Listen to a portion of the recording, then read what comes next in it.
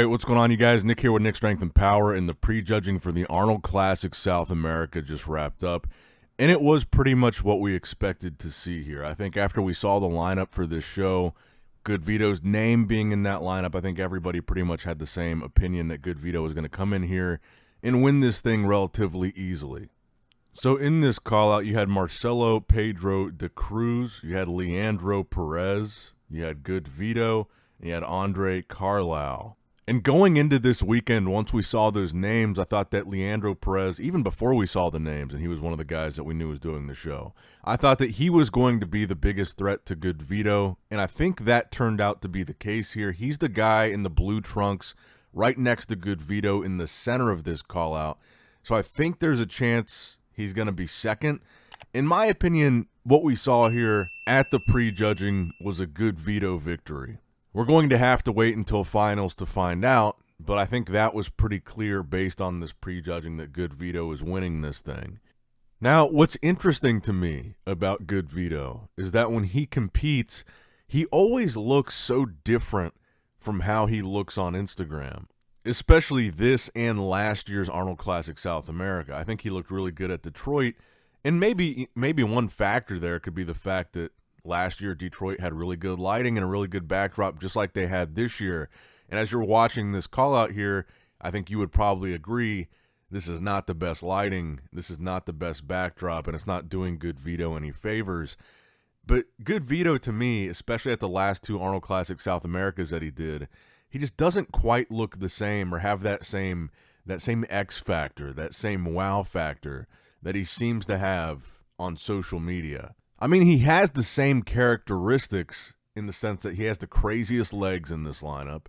He's got more muscle mass than the other guys in this top four. He's bigger, but it just feels like he's missing something. Looking at him in this call-out, I still feel like he needs to add some fullness to his chest. His chest seems to kind of flatten out in some of the poses, even compared to some of these other guys, which in this lineup, like I said, they're not top Olympians. They're not guys that have won shows. This is a relatively much more tame lineup than what we're going to see GoodVito go against in Pittsburgh. Now, I did see an individual video of GoodVito that looks like it was shot on a better camera. The lighting in his tan comes across better in the individual. And I think after seeing this, it reinforced my opinion that he's going to win this show. But when I look at this lineup and I look at the top four, it makes me really wonder if GoodVito is going to be competitive in Pittsburgh or not. Because there's just something that he loses between Instagram and the stage. And it could be a filter. Maybe it's the filter that he loses in between. I mean, his quads still look crazy. He's got a great structure. He's got a great front double bicep. It's just something in between is lost in translation. But last year, I think he looked a lot better when he competed in America at the Detroit show than he looked at the South America show that he did later that year. Now, again, I wonder if it's just because of the lighting in Detroit. That could have been a factor. Like I said, it's kind of hard for me to put my finger on, but I think it just comes down to like the wow factor, that X factor that he seems to have on Instagram. It just doesn't come across the same way when he's on stage to me, at least at this show. I mean, I think he could have came in a little bit tighter here to the South America show, but honestly, I think he still wins this regardless. I think he's so ahead of the pack still that just a little bit better conditioning wouldn't have really made a difference. And it could be that he's saving his real peak for the Pittsburgh show.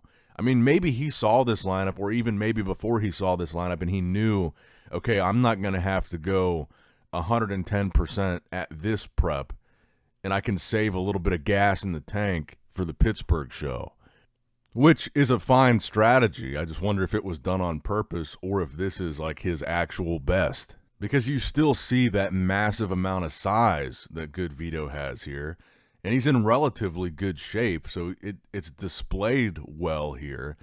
But I still just, I look at this, and it doesn't look to me like the same GoodVito, conditioning-wise at least, that really pushed Martin Fitzwater at last year's Detroit Pro. But again, that could have been intentional. He could have realized that this isn't going to be the most competitive lineup. He doesn't have to really push himself too crazy hard for this, and he can save his real peak for the for the Pittsburgh show, and this was going to be like a warm-up show for him. That's also entirely possible because, honestly, when we saw that lineup, it would probably take a lot for GoodVito to lose. Because I think the caliber of bodybuilder that GoodVito is still a level above, a lineup like this. And again, no disrespect to the other guys. I just think that is what it is. There are certainly tiers. There are certainly levels to pro bodybuilding. There's guys that win shows. There's guys that win big shows. There's guys that are top Olympians. There's guys that win the Olympia. There's guys that constantly place outside of the top 10. So I don't mean any disrespect to the other guys in this lineup, but it just kind of is a fact. There are like tiers to the pro league. In this case, it's interesting because GoodVito, like I just said, there's tiers of guys that have won shows. There's top Olympians, et cetera, et cetera. And then there's the tiers of guys that have never won shows, but they're constantly placing at the top of every lineup they do. That's GoodVito. Then there's also guys that are constantly outside of the top 6, constantly outside of the top 10, guys that place dead last every show that they do. Those are kind of the tiers that I kind of envision. And honestly, after today, GoodVito moves up a tier. I think he moves up into that show-winning tier because I think he is going to win this show. But I think maybe GoodVito could have looked at this and said, I don't have to go super hard into this prep, save a little bit for Pittsburgh. And maybe that's why it seems like so many people are underwhelmed by this package that we got from GoodVito today. And I would agree that it certainly wasn't the same condition that we saw from him in Detroit where he was pushing Martin Fitzwater. And it does make me wonder how well he's going to do in Pittsburgh if he brings something similar to this. Because I don't think that this package cuts it against Derek, against Martin, or Nick. But on the other side of the coin, like I said, if this was kind of intentional and he's saving a little bit of gas in the tank for Pittsburgh, then I think it is a good strategy because, like I said, coming into this show, if he wins this Brazil show, he goes into Pittsburgh without the stress of still having to qualify for the Olympia because not only will he have won his first show in the IFBB, but he's going into Pittsburgh already with the Olympia qualification if he wins this, so it takes a little bit of that stress off of him going into Pittsburgh. Whereas if he lost to this show, then he's going into Pittsburgh, well, for one, off a loss, but he's also going to Pittsburgh knowing that he only gets to go to the Olympia if he wins Pittsburgh. And I think now, assuming he wins this, he gets to go into Pittsburgh a little bit more relaxed, already having that qualification. So if that was the strategy, to take it a little bit easier for this prep, kind of a warm-up show type of strategy, get the qualification, go into Pittsburgh, then, I'm fine with that. But I do think if he brings this conditioning and this package to Pittsburgh, then Derek, Martin, and Nick, I don't think they have to be worried about GoodVito quite yet. But I do think he's going to win this show. But let me know what you guys think in the comments down below. Make sure you like the video, subscribe to the channel, click that bell notification icon if you have not already. And as always, I love you guys, appreciate you guys. Nick Strength and Power signing out.